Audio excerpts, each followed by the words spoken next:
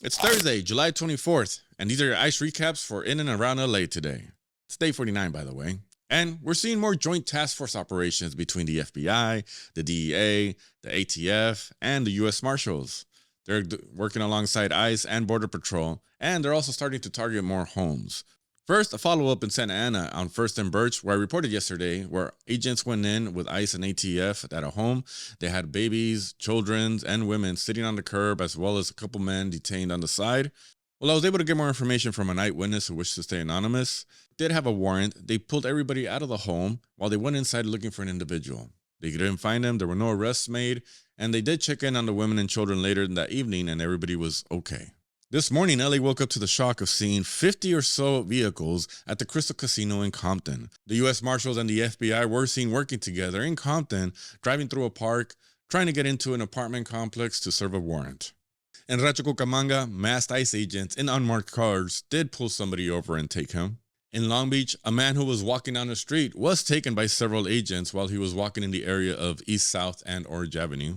In Inglewood, on Prairie and 104th, they pulled over a man in a red Prius, threatened to break his window until eventually came out. They arrested him and abandoned the Prius on the street. They were back in Anaheim as well. In the morning, they were seen staging at State College and La Palma in a parking lot. From there, FBI was spotted near La Palma and Ana Drive, scouting the area. And in nearby City of the Orange, masked ICE agents were seen walking around apartment buildings in the back looking for somebody. There's also reports of them being as far up as Palmdale, knocking on people's doors.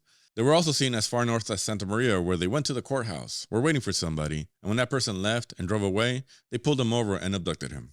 In Tustin, racist Trump supporters were out in front of a school with their flags in full force, chanting, "Mexicans, go back to your country, you are dirty."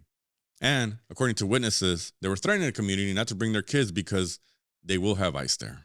In Ventura County, health workers met today to organize and volunteer. They want to keep their community safe. Patients are not going to the pharmacy for medications. They're not coming to their appointments. The Immigrant Defenders Law Center reports that about 85 detained people at the Adelanto ICE Processing Center collectively wrote a letter detailing their abuses. Some have been in prison for over 2 years without ever being charged with a crime. In a bit of good news, a federal court of appeals in San Francisco ruled that Donald Trump's executive order trying to deny birthright citizenship to new babies of immigrants is, in fact, unconstitutional. Welcome to the U.S., babies. There's also another troubling report about Border Patrol behavior. The Arizona Daily Star reports about a border agent that was charged with child trafficking. And here at LA Taco today, Marina Watanabe posted a great video breakdown of Border Patrol's propaganda arm. These are highly produced and, in some cases, fictionalized short films with actors. Well, that's all for today. Stay safe.